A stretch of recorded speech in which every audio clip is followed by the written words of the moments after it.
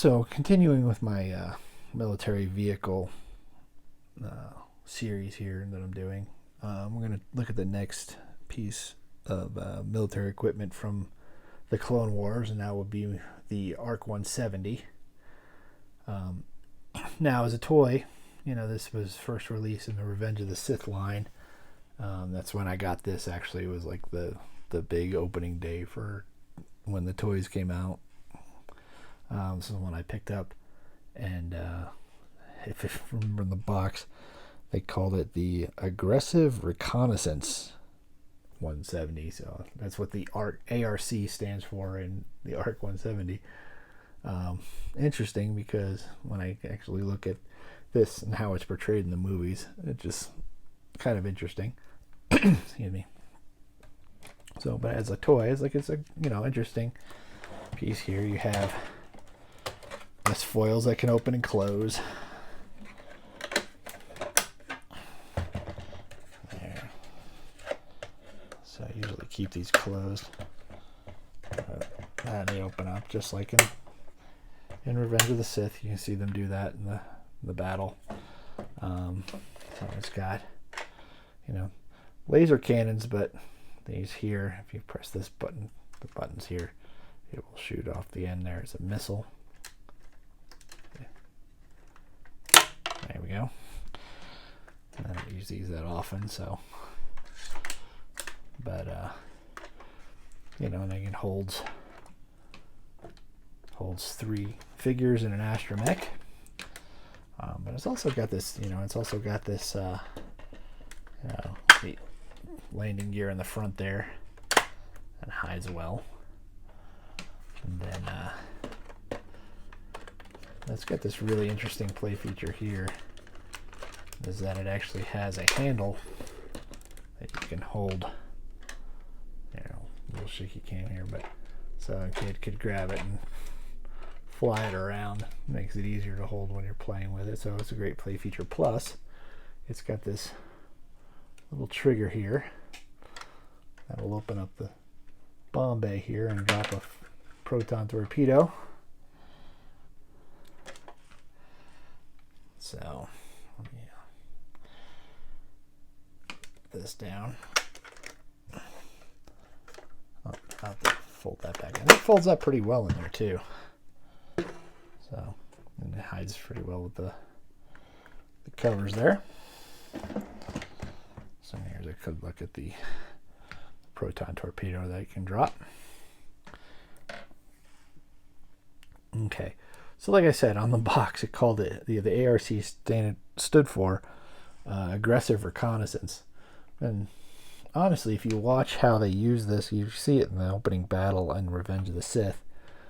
The Oddball Squadron, they come in behind Obi-Wan and Anakin, because they're getting swarmed with Vulture droids and Tri-droids, fighters, and everything else. So they come in to help draw fire. But if you look at, and then you see them later on after Order 66, the clones. This is the fighter that takes out Plo Koon on Cato Demodia. So it definitely has some decent air-to-air activity, or capability, I should say. And but I look at it more like, this is the precursor for the X-Wing, as you see in the original Star Wars, and I consider it, that's more of a multi-role fighter, and that's what I look at with this one as well. Because it has air-to-ground capability, it has air-to-air capability as seen in the movie. And what's interesting though about it is when I look at it with the multiple crew pieces here, because you have a tail gunner back here, and then but in front here you have your pilot, and then you have a guy back here, which I would say was like probably like an EWO or a weapons officer bomber, and then you have your astromech slot here, generally for navigation or any kind of in-flight repair that needs to be done. So I kind of get a B-17 vibe, or a B-24, depending on which conflict, which front you were on in World War II. But it's kind of interesting because, if you watch anything about the making of the original Star Wars, a lot of the effect shots that he wanted for the space battles, he was inspired by, George Lucas was inspired by, the gun camera footage that you saw in newsreels when he was younger. And so you get that gun camera footage and stuff. So it's kind of interesting to see that you get some kind of, to get like a B-17 vibe out of this. I mean, definitely not a strategic bomber like that one was, but still, as far as, the fighter, it's got some interesting stuff, even with the tail gunner here. So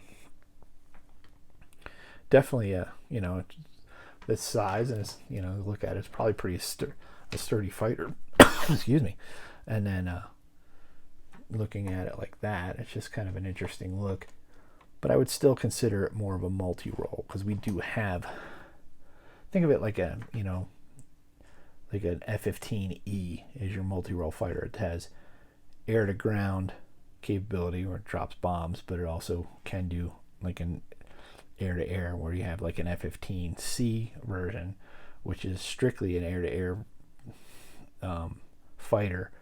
And so, this can help with your, your air superiority, air dominance, but it's also doing stuff on the ground. Now, I don't know if it would have any kind of like close air support for troops or anything like that. That would more be like from the previous video with, the Republic gunship. That's more of your close air support, as well as like an air cav role. And that's how, you could look at it. This is filling that, that multi-role there. It's kind of just, it's hitting strikes on the ground, but it's also going toe-to-toe with, the separatist fighters. And that should pretty much wrap it up for this one. Definitely have a couple more vehicles from the Clone Wars to look at in the Republic, as well as the I have a few from the Separatists, which we will check out. And that's it for this one. Thanks for watching. Please leave a like, leave a comment if you like what I'm doing with this, or if you disagree with me or you agree. That's great. I'd like to hear. Always appreciate feedback. And thanks again for watching, and may the Force be with you.